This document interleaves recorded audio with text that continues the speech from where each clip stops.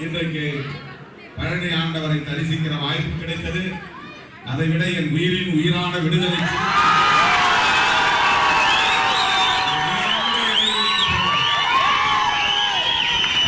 ஒரு நீண்ட இடைவெளிக்கு பிறகு உங்களை தரிசிக்கிற வாய்ப்பு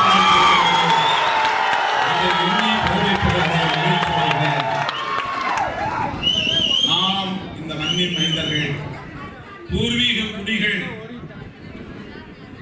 உழைப்பதற்காக மட்டுமே நாம் பிறக்கவில்லை, ஒடுக்கப்படுவதற்காக மட்டுமே நாம் பிறக்கவில்லை.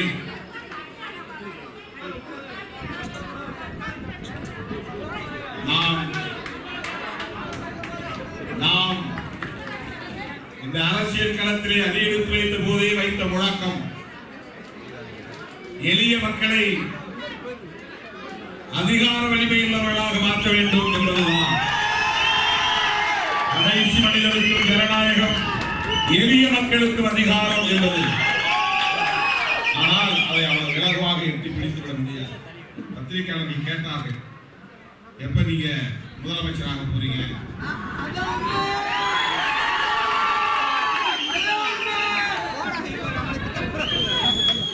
கேள்வி எப்ப நீங்க பிரதமராக போறீங்க? ஒண்ணுதான்.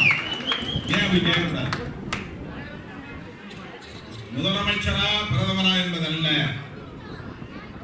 அடிமைகளாக உழலுகிற மக்களை ஆளும் சக்தி வேண்டும், அதிகார வலிமை உள்ளவர்களாக வலுப்பெற செய்ய வேண்டும், ஆட்சி அதிகார பீடத்தில் அமரக்கூடியவர்களாக வலுப்பெற வேண்டும்.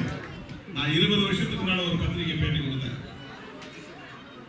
நானும் முதலமைச்சர் கனவு கொண்டிருக்கிறேன், எனக்கும் முதலமைச்சர் பதவி உண்டு, கனவு அப்படின்னா நானே முதலமைச்சர் நாட்கள் போய் பரன்னு அர்த்தம் இல்லை.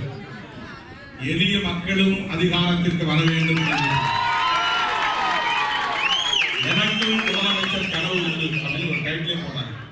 அப்போ ஆகவே இன்றைக்கு நாம் முதல் புள்ளியை வைத்திருக்கிறோம். கோலம் போடுறது நிறைய புள்ளிகள் தேவை. ஒரு புள்ளியை வச்சுட்டு ஒரு பெரிய கோலத்தை வாசல் நிரம்பி போட முடியாது.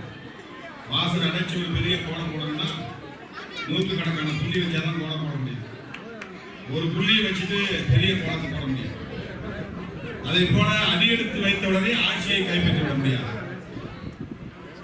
கட்சி தொடங்காமலே பல பேர் ஆட்சிக்கு வர ஆசைப்படுகிறார். அதுவே நாம் அங்குடம் அங்குடமாக வளர்ந்து வருகிறோம். தவிர்க்க முடியாத அரசியல் சக்தியாக வலுப்பெற்று வருகிறோம். தமிழகத்தின்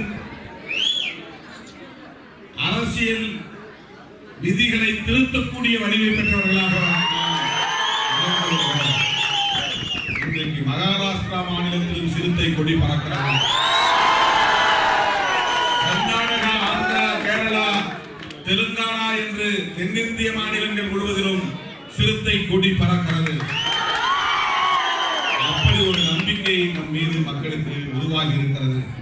அந்த நம்பிக்கையை தக்க வைக்கக்கூடிய வகையிலே நாம் நம்முடைய கட்சியின் கட்டமைப்பை வலுப்படுத்த வேண்டும். அதுக்குதான் இப்ப புதுசா ஒரு சட்டமன்ற தொகுதிக்கு ஒரு மாவட்ட செயலாளர் அறிவிச்சிருக்கோம். இந்தியாவிலேயே எந்த கட்சியும் இந்த முயற்சியில் இறங்கவில்லை.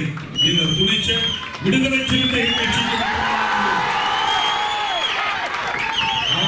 முழுமையான ஒத்துழைப்பை நல்க வேண்டும்.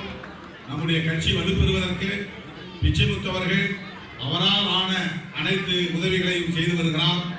அவருடைய பிறந்த ஊரில் அவருடைய சொந்த பந்தங்கள் வாழக்கூடிய இந்த மண்ணில் இன்றைக்கு இந்த மண்டபத்தை திறந்து வைக்கக்கூடிய வாய்ப்பை பெற்றதற்காக நான் பெரிதும் மகிழ்ச்சி அடைகிறேன். உங்கள் அனைவருக்கும் என்னுடைய நெஞ்சார்ந்த நன்றியை வாழ்த்தி, இலவச சேலை, வேட்டி, சட்டை வழங்கப்படுகிறது. நான் போன பிறகு கவுன்சிலர் கொடுப்பாரு, இருந்து வாங்கிக்க.